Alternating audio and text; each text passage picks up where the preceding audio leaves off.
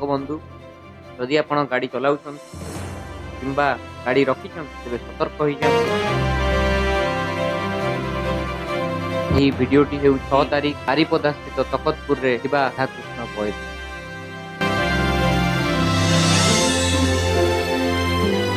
ଏହି ଫୁଟେଜରେ ଆପଣ ସ୍ପଷ୍ଟ ଭାବରେ ଦେଖିପାରୁଥିବେ ସମୟ ହୋଇଛି ରାତି 3:30।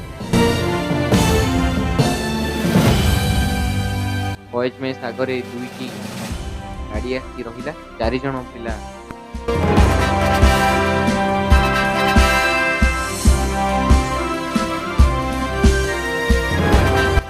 ମାସ୍କ ହାତରେ ଗ୍ଲୋଭ୍ ସମୟ କଥାବାର୍ତ୍ତା ହେଲା ପରେ ସେମାନଙ୍କର ଚାଲିଚଳନ ବେଶଭୂଷାରୁ ଲାଗୁଛି ଯେପରି ସେମାନେ କିଛି ସ୍ପଷ୍ଟ ଉଦ୍ଦେଶ୍ୟ ନେଇ ଏଠାକୁ ଆସିଛନ୍ତି।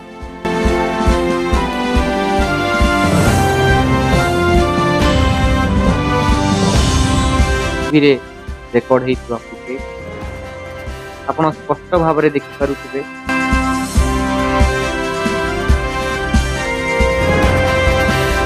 मेस आगे ठिया हुई कथबार्ता है।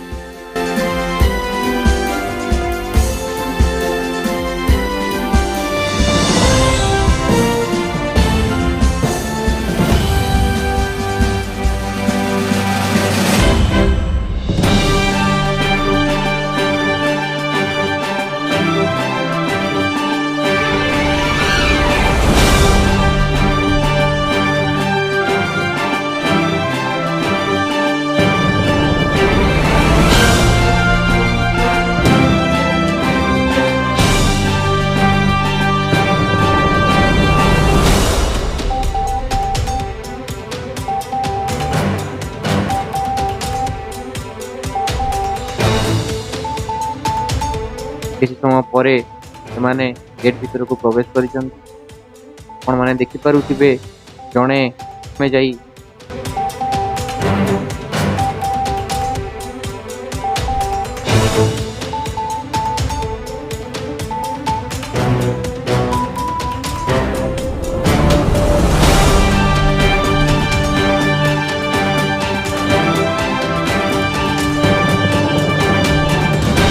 सुजोग देखी मध्यरु हैंडल टी को चेक कर आपण मैंने स्पष्ट भाव में देखिपे। दुर्भाग्यवशतः हैंडल टी लॉक नथिला।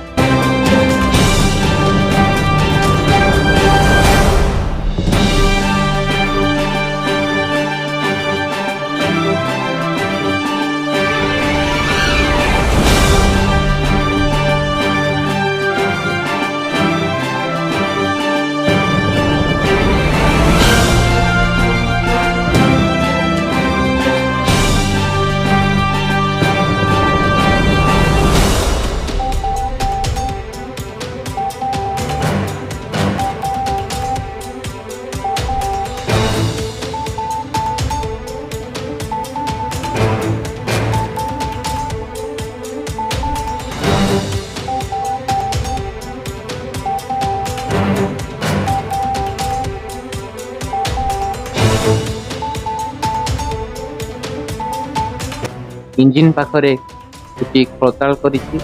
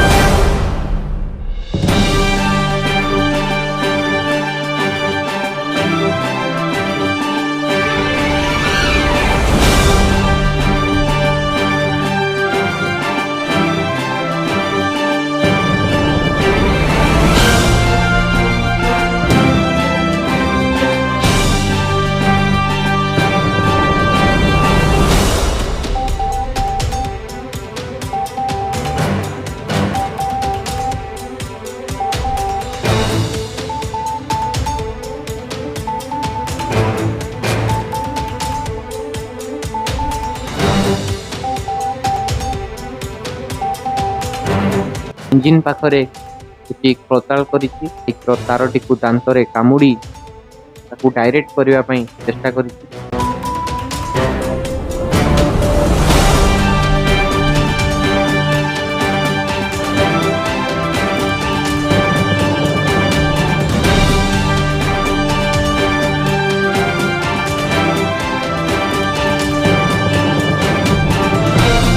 ଆଉ ଜଣେ ଆସି ଠାରୁ ଏକ ଜୋତା ଚୋରି କରି ନେଇ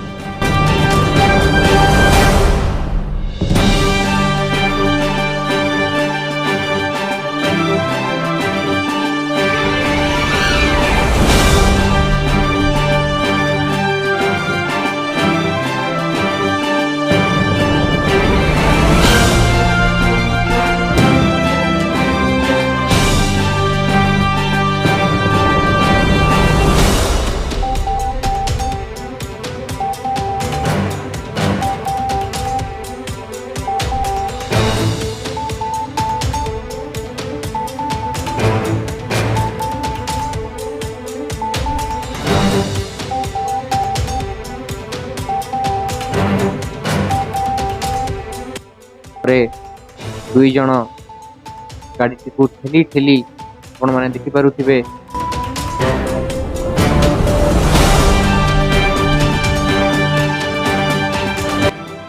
ସେମାନେ ଗେଟ୍ ବାହାରକୁ ନେଇଯାଇଛନ୍ତି।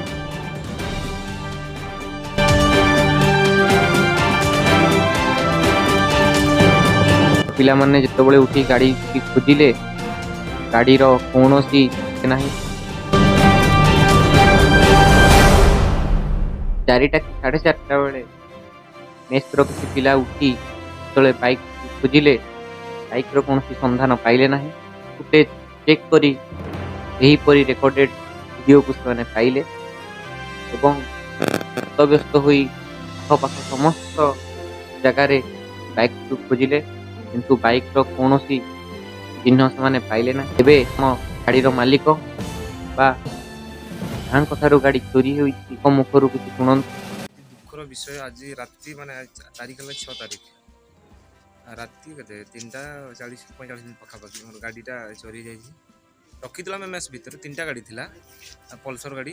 ଗାଡ଼ି ନମ୍ବର ହେଉଛି OD 11H7948 ରେଡ଼୍ ଆଉ ବ୍ଲାକ୍ ଅଛି କଲର୍ ଗାଡ଼ିଟା। ସେଇ ଆଉ ଚାଲିଛି ଆଉ ଖୋଜାଖୋଜି।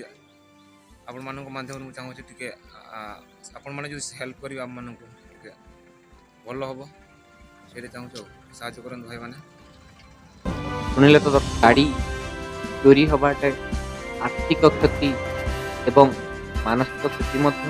ଇନଭେଷ୍ଟିଗେସନ୍ ପାଇଁ ପୁଲିସ ମାନେ ମଧ୍ୟ ମେସ୍ ପାଖକୁ ଆସିଥିଲେ ଏବଂ ଭିଡ଼ିଓଟି ଦେଖି ଏବଂ କିଛି ପ୍ରଶ୍ନ ପଚାରି ସେ ଆଶ୍ୱାସନା ଦେଇଛନ୍ତି ଇନଭେଷ୍ଟିଗେସନ୍ ଆରମ୍ଭ ହେବ ଏବଂ ଚୋରମାନଙ୍କୁ ଧରାଯିବ। ତେଣୁ ଆପଣମାନେ କେଉଁଠି ବି ବାଇକ୍ ରଖୁଛନ୍ତି ଟିକେ ସାବଧାନର ସହ ରଖନ୍ତୁ ଏବଂ ସତର୍କତାର ସହିତ ରଖନ୍ତୁ, ଯତ୍ନର ସହିତ ରଖନ୍ତୁ, କାରଣ ଏପରି ଘଟଣା ଏହି ସମୟରେ ବହୁତ ହେବାକୁ ଲାଗିଛି। ଏବଂ ଏହି ଭିଡ଼ିଓଟିକୁ ଯେତେ ସମ୍ଭବ ସେୟାର କରନ୍ତୁ, ଯାହାଫଳରେ କି ଲୋକମାନଙ୍କ ମଧ୍ୟରେ ସଚେତନ